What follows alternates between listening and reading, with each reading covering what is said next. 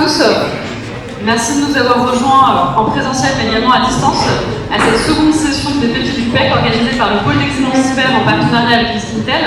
Donc la thématique de cette table ronde sera donc les startups cyber face au défi du financement. Je propose de laisser quelques secondes d'introduction à l'amiral Arnaud Poussière, président du Pôle d'Excellence Cyber. Alors, je vais être vraiment très bref. C'est la deuxième session des Pépites organisée par le PEC. La première était sur les startups de l'incubation à l'entrée en bourse. Donc là, maintenant, c'est la phase finale. Et surtout, c'est l'occasion de célébrer la convention que le Pôle d'Excellence vient de passer avec Cyberbooster et de retracer un petit peu avec les différentes étapes. Cette aventure de Cyberbooster qui est née de l'idée venant de la DGA, je crois, et qui arrive aujourd'hui en réalité. Merci beaucoup. Alors moi je m'appelle Yasmine Pouzy, je suis CEO de Intel et j'aurai le plaisir ce soir d'animer cette table ronde. Je propose à notre panel de se présenter en quelques mots, surtout de présenter leur parcours mais également leurs activités. Je vais commencer avec Daniel Gergès. Bonjour à tous. Effectivement, Daniel Gergès, moi je dirige le Pool, qui est une structure d'accompagnement des startups basée à Rennes, qui accompagne les startups. Nous on est un acteur généraliste, c'est à un instant T à peu près 200 startups qui sont dans notre périmètre. On est une structure publique, une association qui est largement soutenue par le public, la région, les métropoles. Et on est un acteur généraliste. Il y a 2 tiers de numérique, de la bibliothèque, des startups industrielles. Et dans notre stratégie, on a aussi d'axer nos efforts sur les domaines d'excellence du territoire, et la cyber en fait partie. La stratégie régionale bretonne, elle a payé ces dernières années. Donc dans les actions qu'on a déployées, il y avait de participer à la création de ce Cyberbooster Startup Suivi Cybersécurité. Et c'est ce qui nous a amené ici aujourd'hui. Merci beaucoup. On va donner suite avec Aurélie Claire. Bonsoir, Aurélie Claire, donc j'ai le plaisir d'être la directrice de Cyberbooster. J'ai rejoint Axeléo, qui est un des autres membres du consortium qui porte le Cyberbooster en septembre, pour mettre en place et puis pour piloter ce dispositif sur lequel on reviendra tout à l'heure. Merci. Christopher Lampier. Bonsoir, effectivement, Christopher Lampier, je suis CEO et cofondateur de Melizem, start-up basée à Rennes. Donc moi je suis ex-chercheur INRIA, j'ai été financé par la DGA pour travailler sur des outils de data visualisation pour faciliter la fouille des équipes cyber. Donc on se concentre beaucoup sur la technologie, mais rarement sur vraiment les outils pour les équipes humaines. Et c'est là-dessus qu'on se concentre pour vraiment les accélérer, leur faciliter la vie et faire que tous les niveaux de burn-out qu'on voit dans les centres opérationnels sont un peu mieux gérés. Merci. William Leclerc. Bonjour à tous, donc William Leclerc, moi je suis le coordinateur pour la stratégie nationale cyber. C'est le fameux plan à 1 milliard qui a été annoncé par le président en février 2021. Et donc je dépends des services du Premier ministre et du secrétariat général pour l'investissement, pour être plus précis, qui est en charge de tout le plan France 2030. Bruno Maresco. Bonsoir à tous, Bruno Marasco, je suis chargé de mission cyber auprès du délégué général pour l'armement. Alors un mot des missions de la DGA dans le domaine du cyber. La DGA a une double mission. La première, c'est d'équiper les forces avec les moyens d'opérer dans le cyberespace, la lutte informatique, offensive, défensive, d'influence. Ça, c'est la première mission. Et la deuxième, s'agissant de la cyber, c'est de porter au bon niveau de cybersécurité l'ensemble des systèmes d'armes que la DGA livre depuis 60 ans en force, donc les satellites, les bateaux, les avions, et j'en passe. Merci. Alors nous l'énoncions en tout début de cette introduction. Aujourd'hui, la thématique sera celle des startups cyber face au défi du financement. En février 2021, le gouvernement a annoncé une enveloppe de 1 milliard d'euros, dont 720 millions de financement public pour faire émerger notamment les startups. Alors William Leclerc, aujourd'hui, vous le disiez, vous êtes coordinateur de la stratégie nationale en cybersécurité, donc sur le projet notamment PIA, donc programme investissement d'avenir. Quelles sont selon vous en fait la part de l'État dans l'émergence des startups au niveau européen? Alors, déjà, un petit disclaimer, moi je m'occupe que de la partie civile. Donc ce que je vais dire, c'est que ça n'engage que la partie civile, les militaires, ce sera pour Bruno. Mais premièrement, ce sur quoi on ne se positionne pas pour faire émerger les startups, parce que j'entends très souvent la question, c'est la commande publique. Pour plein de raisons, on a des startups qui souvent viennent nous voir en disant on espérait avoir plus de commandes publiques, ça nous aiderait vachement à nous structurer et à grossir. C'est probablement vrai, je pense qu'on pourrait faire beaucoup plus d'efforts là-dessus, mais c'est pas le positionnement qu'on a actuellement. Et aussi entre nous, je pense que la commande publique, par rapport au marché que le secteur cyber a en France, est probablement très petit, puisqu'on avait en 2019 7 milliards et quelques de chiffre d'affaires global de la filière cyber, et on vise en 2025, grâce à la stratégie de faire x3,5, d'arriver à 25 milliards. On voit bien que la commande publique, c'est probablement, du côté civil encore une fois, une goutte d'eau là-dedans. Donc je ne pense pas que ce soit ça le levier qu'on pourra utiliser le plus facilement pour aider à faire émerger des licornes. Alors maintenant, pour ce qu'on fait, on se positionne comme une aide à la structuration sur trois domaines particuliers. Alors, le premier, c'est l'accompagnement. On a avec nous aujourd'hui les représentants de Cyberbooster. On est très heureux que cette structure se soit créée. Ça correspondait à un manque qu'on avait identifié au niveau du nombre en particulier de startups qu'on trouvait trop faible par rapport aux compétences et par rapport à nos ambitions. Le Cyberbooster, première structure d'accompagnement de ce type-là, spécialisée en cyber, c'est quelque chose dont on est très content. Derrière, l'idée, c'est d'avoir la chaîne complète d'encadrement et d'accompagnement des startups pour les aider à grossir jusqu'à ce qu'elles deviennent pour certaines des licornes, d'où la notion d'accélérateur. Cyber qui est en cours, il y a un appel qui est ouvert et je pense même qu'il est clôturé maintenant et qui va donner lieu, on espère, à la création d'une structure qui pourra prendre le relais sur le niveau de maturité suivant. Derrière tout ça, l'idée c'est vraiment de fédérer un écosystème qui existe déjà, de se focaliser sur les spécificités de la cyber et de capitaliser sur tous les acteurs de l'écosystème en les aidant à travailler ensemble et à démarrer. C'est tout, on se positionne comme une aide, c'est-à-dire qu'on met de l'argent au début, mais ça a vocation après à tourner sur nous. Le deuxième endroit où on se positionne de manière plus évidente, c'est le financement. Donc on finance principalement l'ARD à notre niveau. Et derrière, on espère, et ça a été le cas, que ça aide à faire levier sur les financements privés qui se sont structurés en cybersécurité. On a vu dans les 5 dernières années que le nombre d'investissements, typiquement de fonds d'investissement généralistes, qui sont dans le numérique ou le deep tech ou ce genre de choses, et qui investissaient en cyber, ce nombre s'est multiplié et on a vu émerger les premiers fonds qui étaient spécialisés en cybersécurité, donc ça c'est un très bon signe. Et le constat aujourd'hui, c'est que ce qui manque probablement dans l'écosystème du financement privé, c'est des acteurs qui seraient capables d'adresser des tickets relativement élevés, au-dessus de 30 millions. À chaque fois qu'il y a eu des boîtes qui ont cherché à avoir ce genre de tickets, elles n'ont pas trouvé en France ni en Europe, en tout cas en cybersécurité. Et donc ça, c'est clairement la prochaine étape sur laquelle on aimerait potentiellement se positionner pour avoir des réflexions structurantes. Et enfin, la question qu'il faut se poser, c'est aussi pourquoi les startups qui cherchaient ce genre de tickets se sont fait racheter souvent par des fonds américains. Et c'est la question, c'est la question suivante, et surtout le sujet suivant sur lequel on se positionne, c'est le marché. C'est-à-dire que aujourd'hui, des startups qui sont en forte croissance, qui sont potentiellement des futures licornes, vont chercher deux choses, du financement et un marché pour soutenir cette forte croissance. Et c'est assez rapide de constater qu'un marché gigantesque, facilement accessible, entre guillemets facilement, c'est le marché américain. Et donc le positionnement de l'État là-dessus, ce serait aussi d'essayer de structurer un marché européen unique, parce qu'aujourd'hui on n'a pas vraiment en cyber un marché unique européen, il y a une grosse notion de confiance, c'est plutôt 27 marchés. Et si on avait ce marché unique cyber européen, il pourrait fournir une alternative ou un complément pour ces startups qui cherchent à avoir une croissance très rapide. Et derrière, on espère que ça va aussi entraîner le point précédent qui est d'avoir des acteurs de l'investissement sur des gros tickets. Donc ça c'est tous les points sur lesquels, dans le cadre de la stratégie, on se positionne pour essayer de faire émerger des licornes à court ou à moyen terme, puisque un des objectifs de la stratégie sur 5 ans, c'était d'ici 2025 d'avoir 3 licornes cyber françaises. Merci. Alors Bruno Maestro, vous êtes chargé de mission auprès du délégué général pour l'armement. Comment voyez-vous cet équilibre entre le campus et ce qui se fera en Bretagne et comment Cyberbooster s'intègre dans cet équilibre?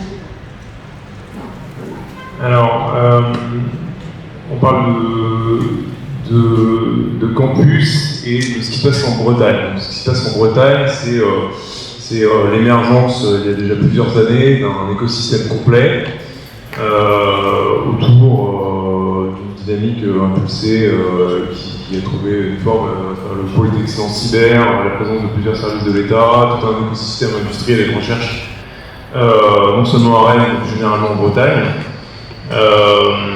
qui préexiste à l'émergence de ce nouvel écosystème qu'on a vu inaugurer le 15 février dernier à la Défense avec le campus. Le défi pour ceux qui avaient, comme le ministère des Armées, investi dans la dynamique bretonne, c'est de jouer la carte de la complémentarité plus que celle, et non celle de la concurrence qui aurait pu s'établir si on n'y avait pas veillé en amont. Nous, on joue complètement la carte de la complémentarité, et c'est d'ailleurs pour cette raison que les services du ministère des Armées et la DGA parmi eux se sont pas plantés au campus pour jouer ce rôle de trait d'union entre les deux dynamiques, la dynamique bretonne qui préexistait et la dynamique parisienne qui émerge avec le campus cyber, un campus dont je pense qu'on est plusieurs à s'accorder sur le fait qu'il ne sera que ce qu'on en fera collectivement, et nous on a clairement joué avec d'autres acteurs étatiques et puis nombre d'acteurs qui sont ici réunis dans cette salle la carte du campus sur laquelle on joue gagnant. Alors du coup, le cyberbooster là-dedans, finalement ça vient également comme un trait d'union. Le cyberbooster il a deux pieds, hein, un sur la plaque rennaise et un sur la plaque parisienne. On a très clairement une convergence d'intérêts avec le cyberbooster et toutes les dynamiques qu'a indiqué William à l'instant. Dans l'émission de la DGA que j'indiquais tout à l'heure, il y a l'enjeu de pouvoir compter sur un écosystème innovant, et pas que de grands groupes, donc de start-up, d'entreprises, d'aventures qui vont se lancer et qui vont être porteurs de l'innovation et des solutions dont on a absolument besoin pour équiper nos forces avec les meilleures solutions. Donc le cyberbooster, nous on voit ça comme finalement un partenaire du jeu qu'on a commencé à jouer avec la Cyber Defense Factory il y a déjà quelques années. Cyber Defense Factory, dont je rappelle ici que c'est un instrument qui a été mis en place et d'aucuns pourront témoigner du cadre et de l'apport que ça a pu constituer pour eux. Un cadre offert aux petites sociétés, celles qui cherchent à se lancer, celles qui cherchent à pouvoir disposer non seulement de l'expertise de DGA, maîtrise de l'information, mais aussi de l'expertise opérationnelle du COM Cyber, notamment au sein du ministère des Armées. Et donc, on a entrepris d'ores et déjà, et à la vue, pour être concret par rapport à la complémentarité que je citais tout à l'heure, de travailler en étroite relation et en très bonne intelligence avec le cyberbooster. Il y a des points de synchronisation mensuels qui tiennent déjà entre la Cyber Defense Factory et le cyberbooster, de sorte qu'on dirige nos efforts tous dans le même sens. Et en l'espèce, un effort qui est tourné vers le sourcing pour commencer. Mais nul doute que tout ça permettra de donner de la substance au trait d'union que j'indiquais tout à l'heure. Et quelle est selon vous la place ou le rôle du pôle d'excellence cyber dans ce dispositif? Alors le pôle d'excellence cyber, lui, il est historiquement finalement le porteur de la dynamique à partir de la région Bretagne. Mais il a dès le départ inscrit son action dans une perspective nationale, voire internationale. Et j'observe que le pôle d'excellence cyber a opportunément établi un accord de partenariat avec le cyberbooster, qu'il est également membre du campus cyber, et que donc le pôle d'excellence cyber travaille dans la même direction. Et donc, plus on est attiré dans le sens de la complémentarité entre les écosystèmes, plus on a des chances d'arriver à nos fins. Et donc, pour moi, le pôle d'excellence cyber une place centrale dans cette dynamique qu'on arrive à impulser tous ensemble pour faire non pas deux dynamiques juste à poser, mais une dynamique d'ensemble créatrice de valeur. Merci beaucoup. Olivier Claire et Daniel Gergès vont représenter tous les deux cet accélérateur pour les startups. Alors je vais commencer par vous, Daniel Gergès. Comment vous voyez ce partenariat notamment entre Cyberbooster et le pôle d'excellence cyber, et quelle est aujourd'hui la stratégie que vous voulez mettre en place et déployer pour soutenir les startups? Le partenariat qui est en fait naturel et aligné sur les besoins du studio. En fait, pour revenir sur comment fonctionne le studio, Aurélie elle expliquera mieux que moi, mais ce qui différencie le studio d'un dispositif d'accompagnement plus classique, type incubateur, etc., c'est d'abord faire des besoins, qui va essayer d'aligner les porteurs de projets sur des besoins de clients futurs, qui peuvent être des clients publics ou des clients industriels ou peu importe. Il y a déjà une première idée d'être en lien avec les industriels, l'ensemble de l'écosystème et tous les univers, que ce soit les grands groupes, la puissance publique, etc. Donc on va dire la première patte du partenariat, elle est sur l'accès en fait à la compréhension des besoins et des opportunités de création de start-up, puisque si on crée sur quelque chose où il y a déjà un besoin, en fait on gagne déjà quelques années. Ensuite, ces startups qui naissent, elles sont sur des sujets extrêmement technologiques, donc il y a besoin d'expertise pour les juger au démarrage, les faire rentrer dans nos programmes. Cette expertise, on l'a un petit peu à l'intérieur du Cyberbooster, mais nous, on est avant tout des méthodologies d'innovation et des parcours d'entrepreneuriat. Donc la deuxième patte du partenariat est autour de comment le PEC, mais plutôt les membres du PEC et le réseau, vient apporter cette expertise qui nous est utile à nous en tant que structure, mais qui est aussi utile aux membres, enfin aux startups accompagnées, au moment où elles se développent et elles rentrent dans les programmes. Elles ont besoin d'avoir des gens qui les coachent, des mentors, et qui savent aussi leur parler du métier et de la technologie sur des sujets qui sont quand même relativement complexes. Et enfin, il y a, on vient de le dire là dans les échanges qui ont eu lieu auparavant, le Cyberbooster c'est un maillon de Michel qui est relativement complexe, qui met en jeu des écosystèmes territoriaux différents, des univers privés, publics qui coexistent, des start-upers, des logiques différentes. Et on a souhaité aussi intégrer le PEC à différentes étapes de notre gouvernance, justement parce que le Cyberbooster il doit être interconnecté avec son écosystème. Donc ça, c'était un peu la troisième, on va dire, patte du partenariat. Merci beaucoup.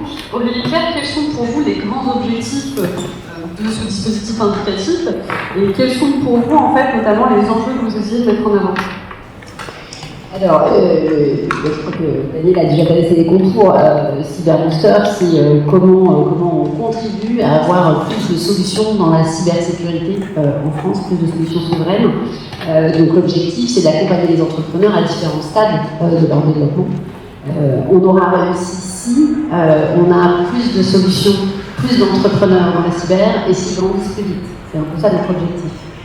Comment on va accompagner des entrepreneurs dans ce qu'on appelle la pré-incubation, c'est-à-dire des entrepreneurs qui démarrent leur aventure entrepreneuriale, qui ont besoin de structurer leur démarche, de valider leur proposition de valeur, et puis ça peut être encore des side projects, donc comment ils ont suffisamment d'éléments pour se lancer pleinement dans leur aventure entrepreneuriale.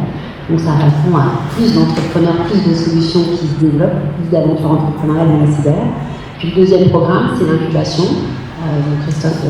Christophe parlera après moi, mais c'est comment on accompagne des entrepreneurs qui sont plus avancés, qui ont déjà un produit, un morceau de produit, qui commencent à travailler ou à démarcher leurs premiers clients et qui ont besoin de générer leurs premiers euros de chiffre d'affaires et de générer un peu de traction commerciale pour en général accéder à une levée aussi. Donc notre mission, elle est double. En tout cas, elle s'adresse à deux cibles complémentaires. Et encore une fois, je vais revenir sur ce que tout le monde a déjà dit, mais qui est important, c'est que l'idée, c'est de ne pas faire un programme hors sol, mais au contraire bien ancré dans son écosystème. Donc ça veut dire qu'on aura réussi, si on arrive à fédérer autour de ces startups tout un tas d'acteurs qui sont, à commencer par les grands groupes, pour plusieurs raisons, pour leur connaissance du marché, pour l'expertise qu'ils peuvent apporter aux startups, et puis aussi pour valider le modèle économique du Cyberbooster, parce que c'est un modèle économique public-privé, et il faut qu'on soit que le privé soit aussi capable de prendre le relais de l'initiative publique. Donc on a un enjeu de réunir ces grands groupes, avant tout pour accompagner les entreprises, mais aussi pour ce modèle-là. Et puis les grands groupes, c'est aussi l'accès au marché. déjà dans sa compréhension en phase amont, et puis dans les contrats en phase aval, si tout ça fonctionne bien. Et puis c'est les autres acteurs, c'est les acteurs institutionnels, c'est l'ANSSI, c'est la DGA, c'est les acteurs académiques qu'on va devoir aussi rassembler autour du Cyberbooster. Donc voilà, notre enjeu, c'est d'adresser les problématiques des entrepreneurs en fédérant les différents acteurs. J'oublie, je précise au passage, les entrepreneurs de la cyber, c'est-à-dire comment on va chercher aussi ceux qui sont un peu plus avancés, qui ont déjà eu plusieurs aventures entrepreneuriales réussies dans la cyber et qui vont venir aussi apporter leur expérience aux start-upers. Donc, je à peu près fait le tour. Juste un petit point d'info, où est-ce qu'on en est, je pense que c'est intéressant de le dire. On a 3 startups où on avait travaillé un peu en avance de phase, puisqu'on a annoncé notre lancement au mois de décembre, et on avait travaillé en avance de phase avec un premier jury qui nous permet d'accompagner d'ores et déjà 3 startups en incubation, dont Malizen, mais aussi Mindflow et Nitril. Et puis aujourd'hui, on a onboardé en bon français, pas plus tard qu'hier, notre première promotion de pré-incubé, et on a retenu 11 projets qui vont intégrer la pré-incubation qui va durer 6 mois, avec 2 phases de 3 mois. Et juste un petit mot, parce que je trouve que c'est intéressant, on a été très agréablement surpris par la quantité et la qualité des candidatures que l'on a reçues sur les 2 programmes. S'il fallait prouver la nécessité ou l'intérêt que ce type de dispositif, en tous les cas l'appétence et l'attractivité qu'il génère, on est une preuve aujourd'hui concrète. Et on est plutôt en train de réfléchir à comment on pousse les murs pour faire un peu plus de place aux startups que d'avoir un problème de sourcing. Le pipe, encore une fois en bon français, est bien là, avec des projets assez enthousiasmants. Merci beaucoup. Alors vous en parliez tout à l'heure, justement, des financements, ça reste le nerf de la guerre, notamment un défi pour les startups. Christophe Humphrey, vous êtes CEO de Malizen, mais également membre de Cyberbooster. Pour vous, comment vous pouvez mettre en avant justement l'intérêt d'un tel dispositif, surtout lorsqu'on parle de levée de fonds et de financement pour les startups? Alors, comme je disais tout à l'heure, à la base, moi je suis chercheur. On travaillait sur des technologies un peu de pointe.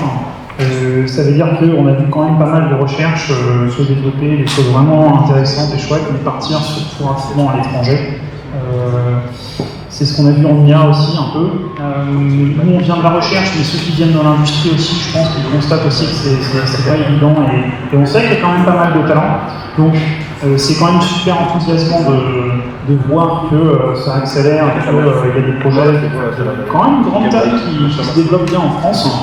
Donc nous on regarde les levées de fonds, je ne vise personne en particulier dans la salle, mais on regarde les levées de fonds et celle qui m'a marqué récemment c'est Game Coacher avec les 25 millions et on s'est dit bon, comment on peut faire pareil qu'eux, comment est-ce qu'on peut chercher de l'argent, comment on pourrait lever 25 millions aussi. Et on s'est dit, on a remarqué qu'il y a un point commun entre toutes ces entreprises, c'est qu'elles ont des gens quand même pas mal de recul, elles ont 7-8 ans d'expérience, elles ont des preuves de traction, elles ont de la clientèle, et aussi c'est leur première levée de fonds.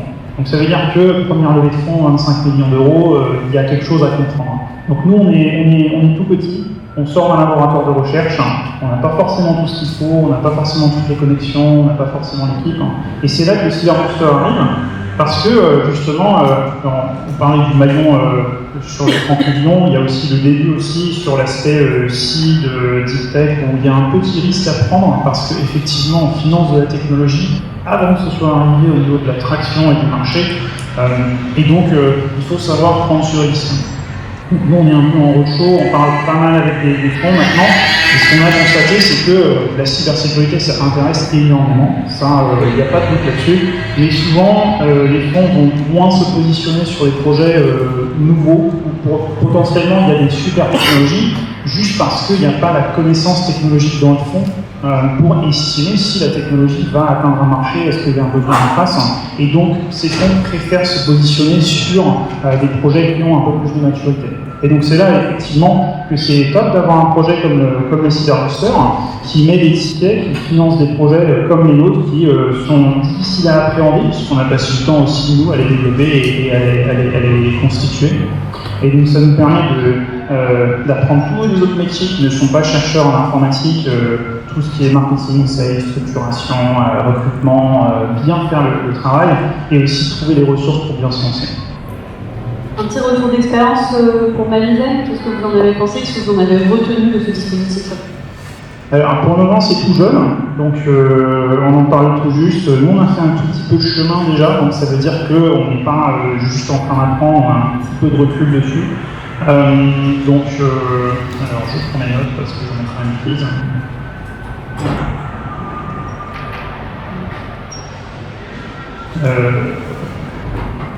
Donc effectivement, le premier travail, ça a été de mettre le doigt sur les sujets importants, que nous on doit travailler pour vraiment bien structurer l'entreprise.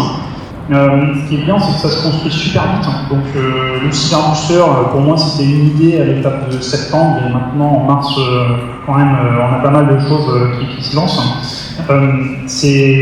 C'est top aussi de voir et de se sentir soutenu par des acteurs qu'on connaît déjà, donc la BPI, le Pool, Axeléo, Go Capital, et donc c'est pas des noms qui sortent de nulle part, c'est quand même des noms qui ont une mission et qui peuvent porter ça.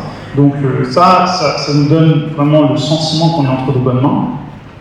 Et effectivement, hier, je voyais quand même pas mal de notifications, puisqu'on on est tous dans une communauté, et donc effectivement, j'ai vu les 11 notifications arriver, donc je me disais qu'est-ce qui se passe, et je me suis rappelé, effectivement, il y a des pré-incubés qui arrivent, et ça met le doigt aussi sur quelque chose que je pense est important avec le booster, c'est qu'il y a cette possibilité de communauté. Donc, communauté cyber, faut pas l'aligner, c'est quand même quelque chose de très important. Il suffit d'aller au FIC, d'aller sur le pôle Bretagne pour constater que c'est quand même un club et peut-être une famille. On se connaît un peu tous, et ça permet, comme dans une promo de l'école d'ingénieur, de vraiment profiter d'un réseau, nouer des liens et chercher des partenariats de complémentarité dont on parlait avant. Donc, c'est une super opportunité. Merci beaucoup pour votre témoignage. Alors, William Leca et Bruno Maresco, quels sont vos objectifs pour 2021, 2022 et les prochaines années? Au sein de la stratégie cyber, on a vraiment beaucoup d'actions, beaucoup d'objectifs. Ceux qui se focalisent un peu sur les startups. On a 3 gros chantiers en ce moment, qu'on ne va pas tous atteindre en 2022. Le premier, c'est essayer, donc c'est au niveau de la réflexion, d'avoir, comme je le disais, des acteurs de l'investissement qui se positionnent sur les gros tickets, disons 50 millions d'euros. Et la question aussi derrière ça, c'est pourquoi il n'y en a pas encore eu. C'est probablement une problématique aussi de flow. La cyber, c'est quand même un domaine qui n'est pas très mature. Il n'y avait pas tant de boîtes françaises qui arrivaient à ce niveau de maturité. Maintenant, il y en a de plus en plus, il va y avoir de plus en plus de boîtes. Et donc, on aimerait bien que dans les prochaines années, il y ait l'émergence d'acteurs comme ça, probablement au niveau européen. Donc ça, c'est un des premiers objectifs. Le deuxième, c'est toujours ce dont j'ai parlé, ce marché unique de la cybersécurité. C'est avoir ce marché qui pourrait soutenir la croissance de licorne cyber. C'est important parce que des boîtes françaises qui se tournent vers le marché américain, il y a quand même un gros facteur qui peut les amener à devenir américaines, en tout cas à transférer leur siège social là-bas. Et donc si on veut absolument pouvoir avoir des licornes françaises en cyber, il faut qu'on puisse soutenir une croissance économique forte au niveau de l'Union européenne. Toujours ce niveau européen qui est un niveau important. Donc ça, c'est les 2 premiers chantiers dont j'avais déjà discuté. Et le troisième, c'est quand même c'est l'émergence de gros acteurs. Parce qu'il y a 2 manières pour faire des gros acteurs. Soit on prend des boîtes qui sont en pleine croissance et qui font de la croissance organique.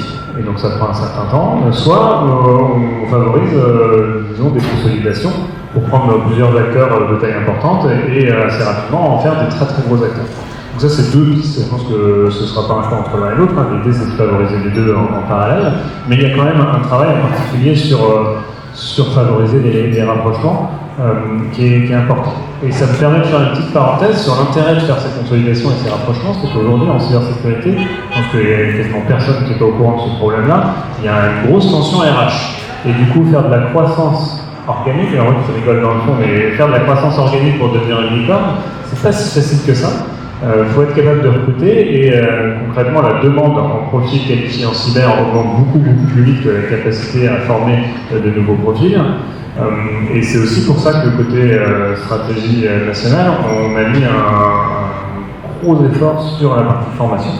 Pour pas citer le chiffre, on a mis 140 millions potentiellement sur la formation, que ce soit formation initiale, que ce soit formation continue ou reconversion. L'idée, c'est aussi de sensibiliser un maximum d'étudiants et à terme la plus grande partie possible de la population et d'améliorer l'attractivité de la filière. Parce qu'aujourd'hui, elle subit encore une image qui fait que pas mal de gens ne se sentent pas attirés par la cybersécurité, probablement à tort, parce qu'ils ont une vision de ce que c'est, qui était probablement vrai dans les années 70, mais qui n'est plus le cas aujourd'hui. Donc il y a un énorme enjeu et de très gros objectifs sur formation et sensibilisation. Et ça va être la clé pour probablement déverrouiller pas mal d'autres problèmes qu'on a aujourd'hui et les facteurs de croissance. Aujourd'hui, c'est le principal militant que je vois sur la cybersécurité, maintenant qu'on a déverrouillé autant de budget.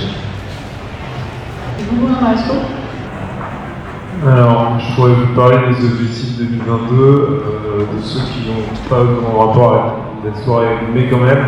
Donc le sujet du recrutement, évidemment, et donc par là même de la formation, et ça en comptant beaucoup sur le PEC, et notamment sur l'axe formation du PEC, aussi sur ce que vient d'indiquer William dans le cadre de la stratégie nationale. Plus en rapport avec la question devant moi, devant la DGA, un énorme chantier autour de la sécurisation de la supply chain.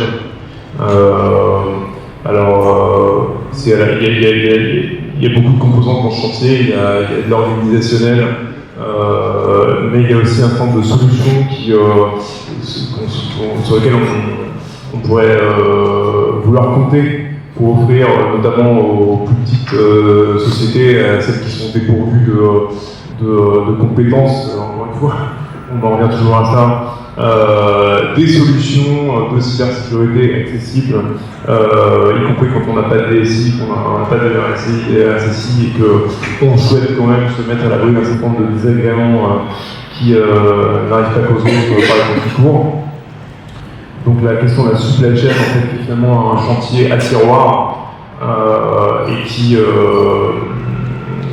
finalement est un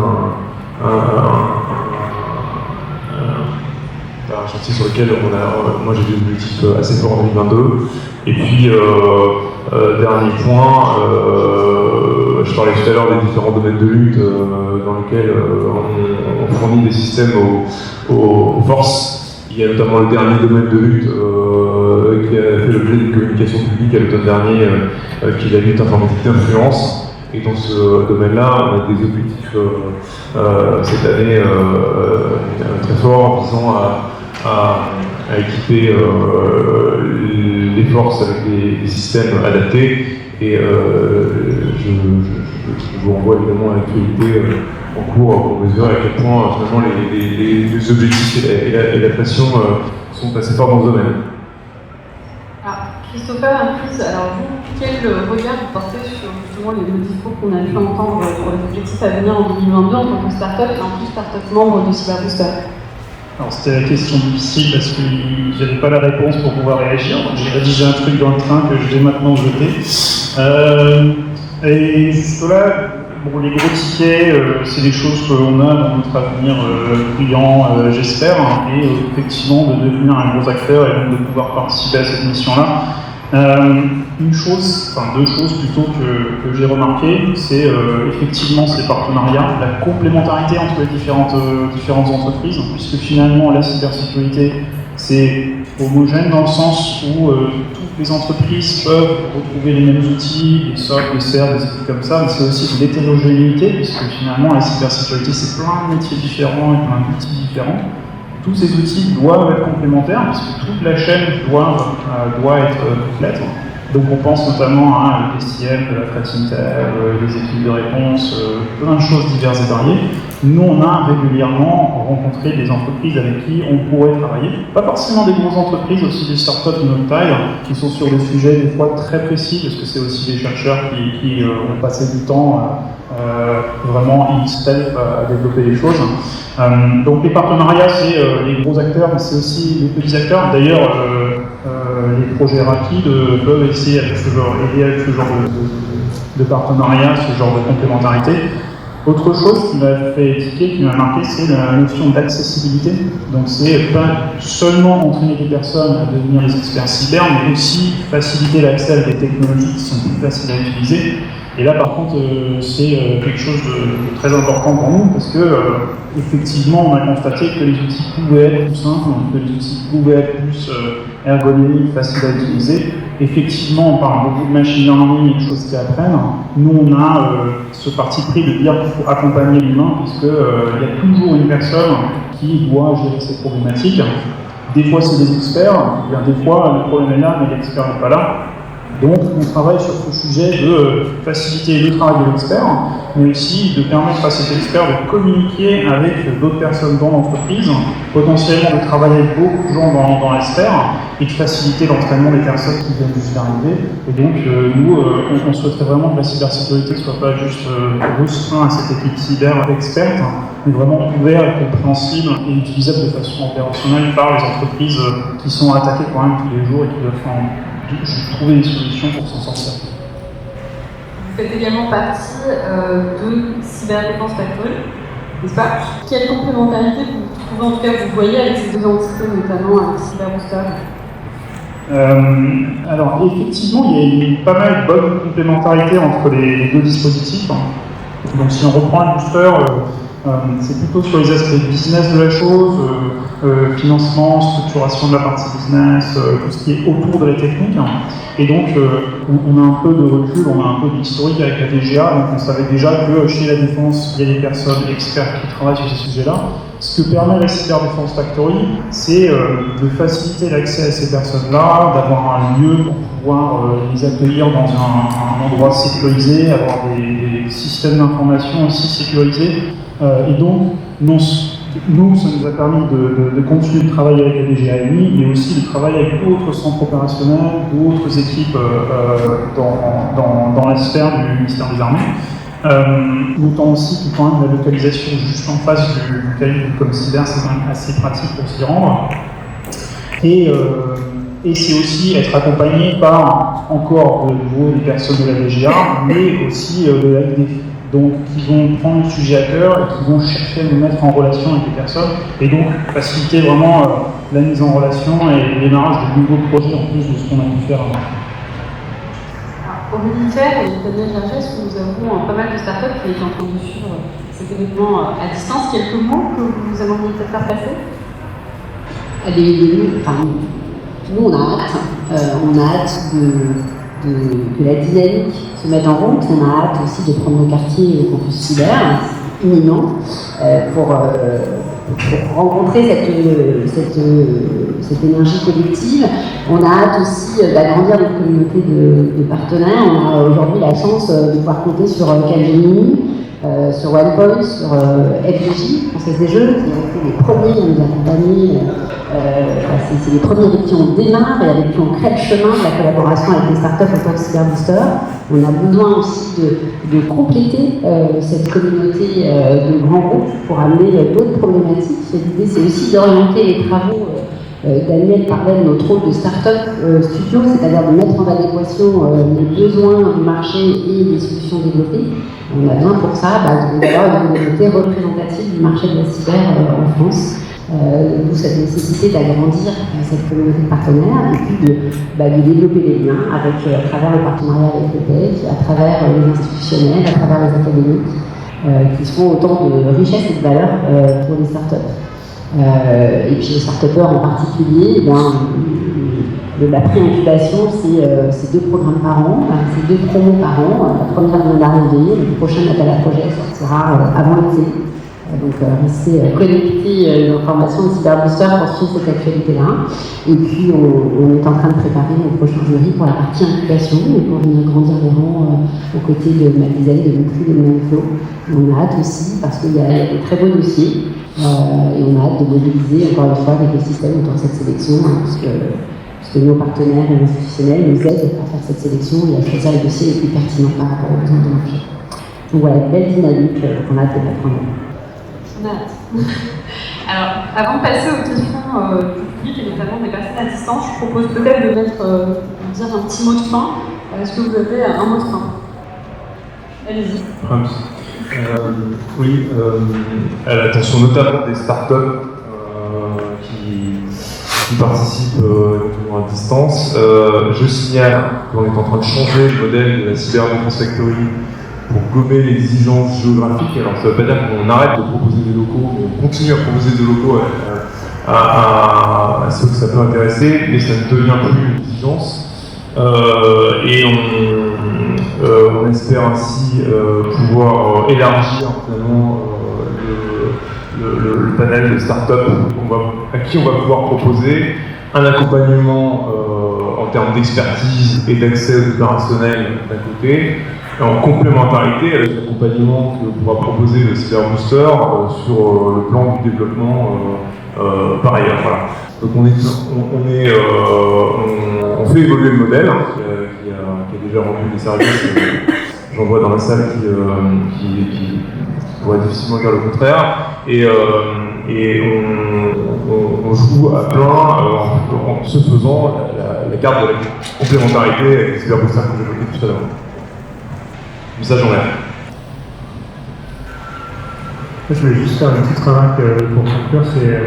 Ça paraît évident aujourd'hui, mais il y a quand même eu un changement de paradigme, en particulier des administrations, qui se tournent de plus en plus vers les startups et qui mettent leur expertise à leur service et au service de développement des startups. On le voit avec la Cyber Defense Factory, qui était les premières entités à faire ça, avec le Cyber Booster, dans lequel la DGA et l'ANSSI s'impliquent. Et quand on regarde d'autres écosystèmes internationaux où il y a eu énormément de succès au niveau des startups, en particulier en cyber, pour moi c'est un des facteurs clés où en fait les administrations spécialisées en cyber, donc qui représentent l'État, se mettent au service de leur expertise pour pouvoir faciliter le développement des startups. Et ça c'est quelque chose, c'est une dynamique qui est en train de s'accroître en France et je pense que c'est un excellent signe pour l'avenir.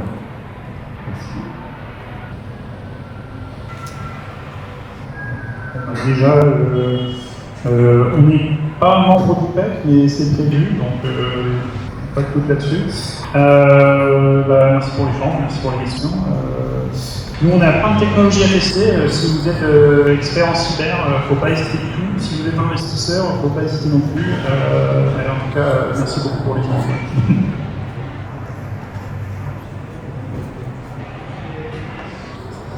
Un mot de la fin, c'est merci. Avant de parler aux futurs porteurs de projets qui vont bientôt rejoindre le Cyber Booster, je remercie pour ceux qui sont rentrés et qui suivent les places, parce qu'en fait, on est encore en version bêta.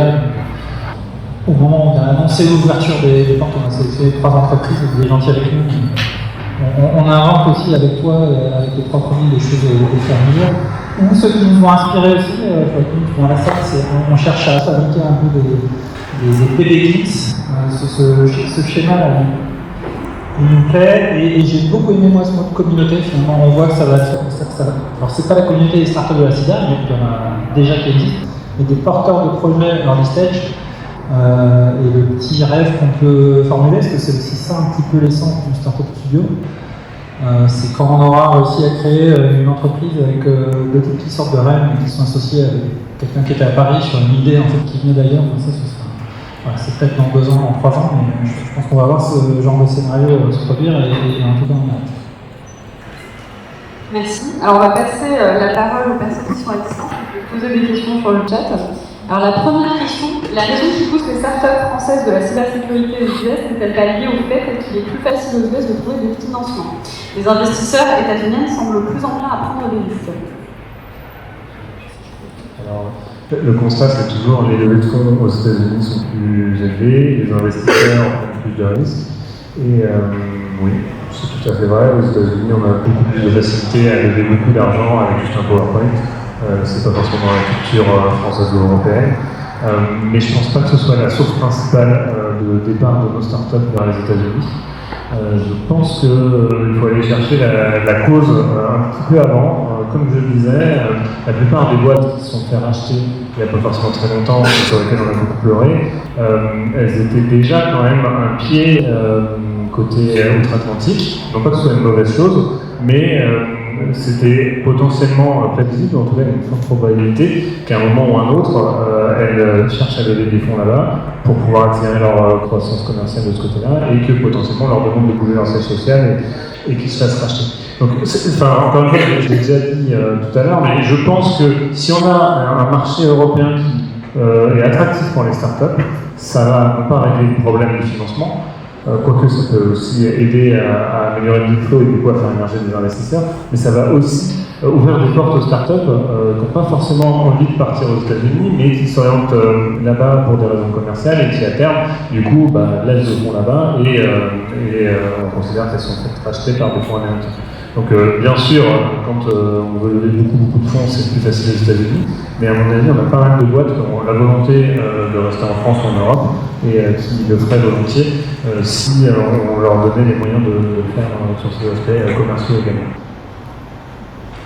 Seconde question, comment aider le financement de nos startups pépites sans que cela conduise à les servir sur des plateaux à l'acquisition des grands groupes français étrangers? On a pu voir que la French Tech avait eu un effet de ciblage de nos entreprises vis-à-vis des grands groupes américains, par exemple. Alors, pareil, je pense que c'est quelque chose qui fait très peur, que nos boîtes se fassent racheter. Quand j'essaie d'être un petit peu polémique ou de faire réagir, je dis que en fait, c'est une super bonne nouvelle que toutes nos startups se fassent racheter par des groupes étrangers. Ça veut dire qu'on sait créer de la valeur, on sait créer de l'innovation. D'être capable de les financer, ça attire l'attention sur elles.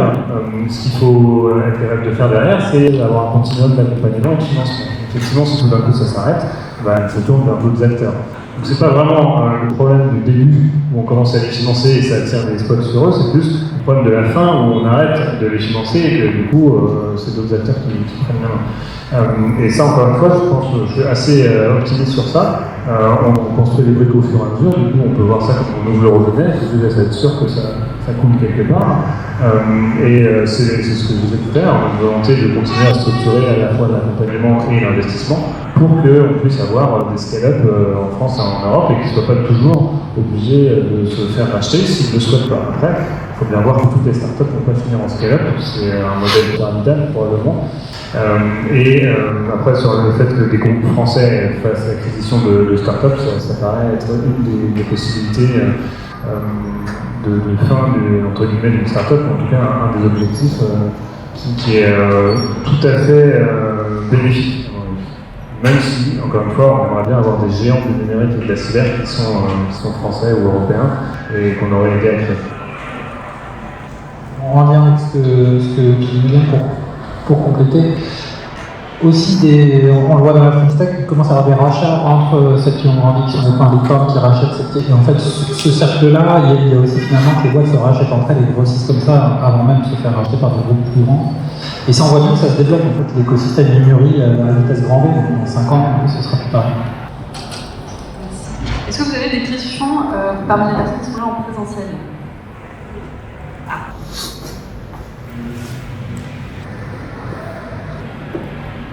Bonsoir à tous. Malena Morera, je suis directrice générale et cofondatrice de la Société française de cybersécurité Cylinc.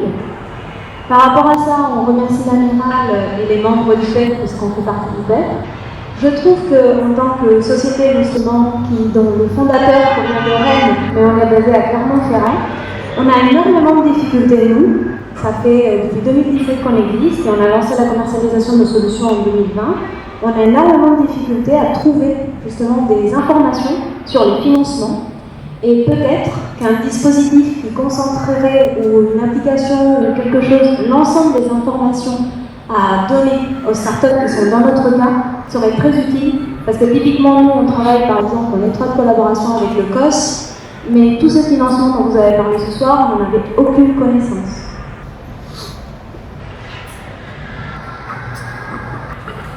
Le rôle de Cyberbooster, c'est aussi ça. Ça forcément. Le rôle de Cyberbooster, c'est aussi ça. C'est-à-dire c'est aussi de faciliter l'accès à des financements publics, à des dispositifs qui existent, et c'est aussi ce qu'on amène avec le programme d'incubation, qui n'est pas uniquement des outils, des méthodes et des écosystèmes, c'est aussi la capacité à accéder à des fonds avant d'être prêt peut-être à lever parfois aussi ou à d'autres levées. Et c'est aussi cette capacité à attirer soit des levées de précis, c'est ce sur quoi on est en train de travailler et de construire aussi notre écosystème de VC autour de Cyberbooster, pour pouvoir faire des financements très tôt. Et puis c'est aussi beaucoup, et on travaille avec France 2030, cette capacité à accéder à tous les dispositifs publics qui sont déjà là pour accompagner les startups et faciliter cet accès. Merci. Est-ce qu'on a d'autres questions parmi le public? Bon, c'est parti. C'est le moment peut-être de mettre fin à cette table ronde. Alors merci aux intervenants pour votre témoignage. Merci également aux personnes qui étaient à distance présentes avec nous, mais aussi celles qui sont présentes aujourd'hui en présentiel. Merci également au pôle d'excellence cyber pour l'organisation de cet événement. Donc vous aurez un replay et puis à bientôt pour la prochaine petite fête. Merci.